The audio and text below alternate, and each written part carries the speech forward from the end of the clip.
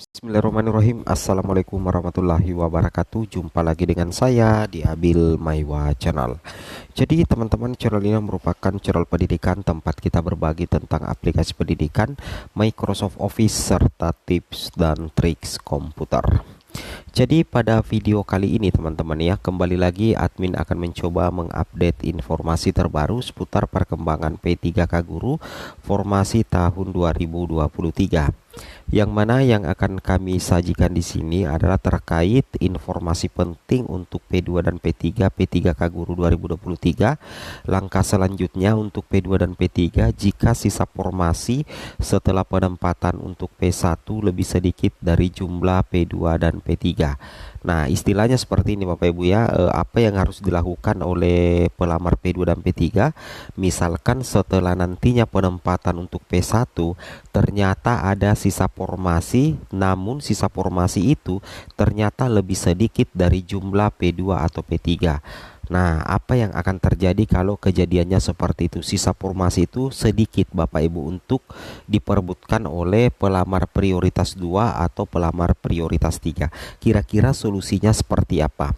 Baik, sebelum kita lanjut, bagi rekan-rekan guru yang baru pertama kali menemukan channel ini, jangan lupa tekan tombol subscribe-nya dan aktifkan lonceng notifikasinya agar setiap hari Bapak Ibu bisa mendapatkan update informasi terbaru seputar perkembangan P3K Guru. Baik Bapak Ibu, tanpa perlu berlama-lama lagi, kita langsung saja to the point ke informasinya. Di sini kalau kita perhatikan di mekanisme seleksi P3K Guru 2023, yang mana untuk sisa P1 ya teman-teman, atau pelamar prioritas yang akan diangkat menjadi SNP3K, itu tersisa sebenarnya 62.546. Ini adalah kategori P1 yang tinggal menunggu penempatan di P3K Guru 2023. Apakah bisa tuntas semuanya atau belum? Kita lihat saja nanti Bapak Ibu ya. Tapi jumlahnya itu sebenarnya tidak cukup 70.000 lagi teman-teman ya untuk P1-nya. Jadi jumlah P1 itu sekitar 62.546. Nah, dari sinilah penentunya Bapak Ibu ya. Ketika misalkan P1 ini sudah ditempatkan semua nantinya dan masih ada sisa formasi, itulah nanti sisa formasi yang akan diperebutkan oleh P2 secara berurutan, P3 dan juga oleh pelamar umum. Seperti itu kira-kira Bapak Ibu ya.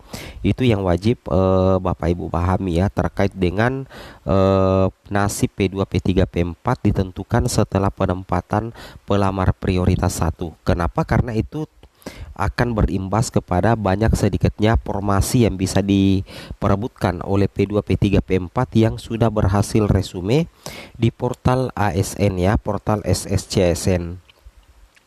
Sebagaimana kalau kita perhatikan di data ini teman-teman ya, teman-teman bisa memperhatikan ya beberapa data yang ada di sini.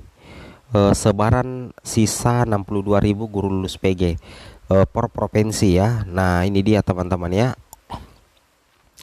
Nah, jadi kalau kita perhatikan Sulawesi Barat ya diusulkan sekitar 379 ya, sisa P1-nya 6 ya.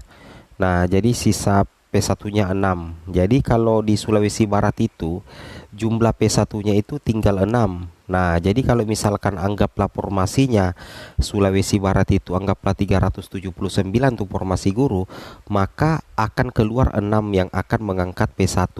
Maka tersisa nanti sekitar 373 misalkan ya, ini contoh saja data lama ini ya, 373. Nah, inilah nantinya yang akan dibagi-bagi oleh P2, P3 dan juga pelamar umum Bapak Ibu ya. Logikanya seperti itu.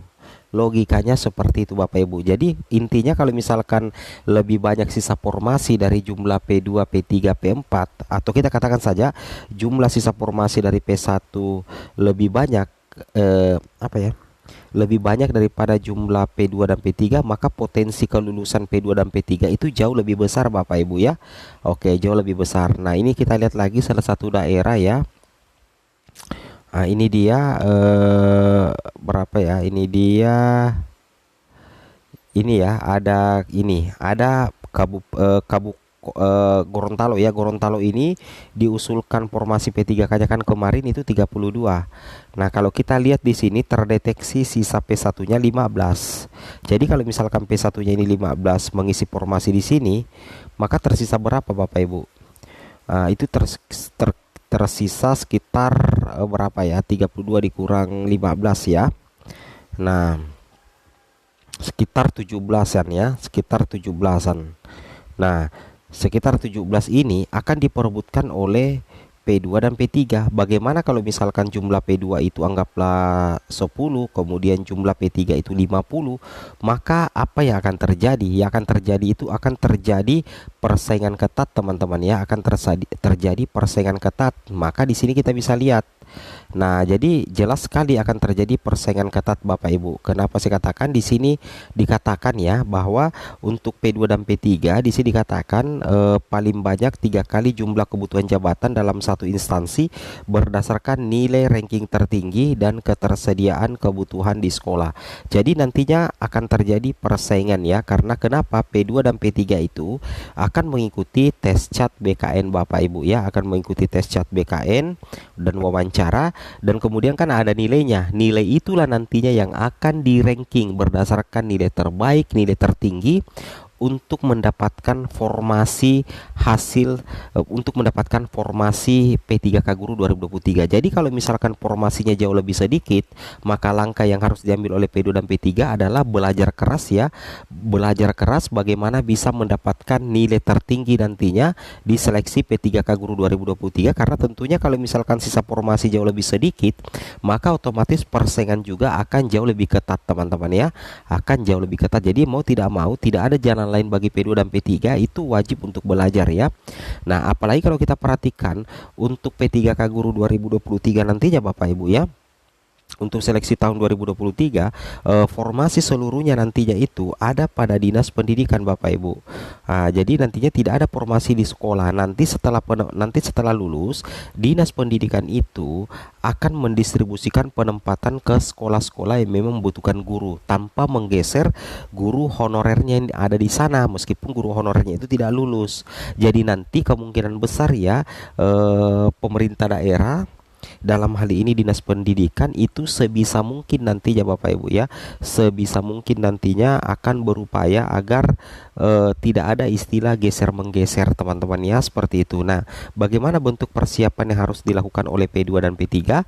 Nah, di sini bentuk persiapan yang Bapak Ibu harus persiapkan adalah bagaimana Bapak Ibu betul-betul belajar ya, mempelajari soal-soal kompetensi teknis situational judgment test. Nah, jadi Bapak Ibu mencari materi-materi terkait soal itu, dan Bapak Ibu pelajari standar kompetensi guru ya, pelajari standar kompetensi guru serta kinerja guru, karena nantinya itu akan terjadi perengkingan nilai tertinggi berdasarkan ketersediaan kebutuhan di sekolah. Semakin sedikit formasi yang tersisa, maka semakin ketat persaingan nantinya Bapak Ibu ya. Oke, semoga bermanfaat. Assalamualaikum warahmatullahi wabarakatuh.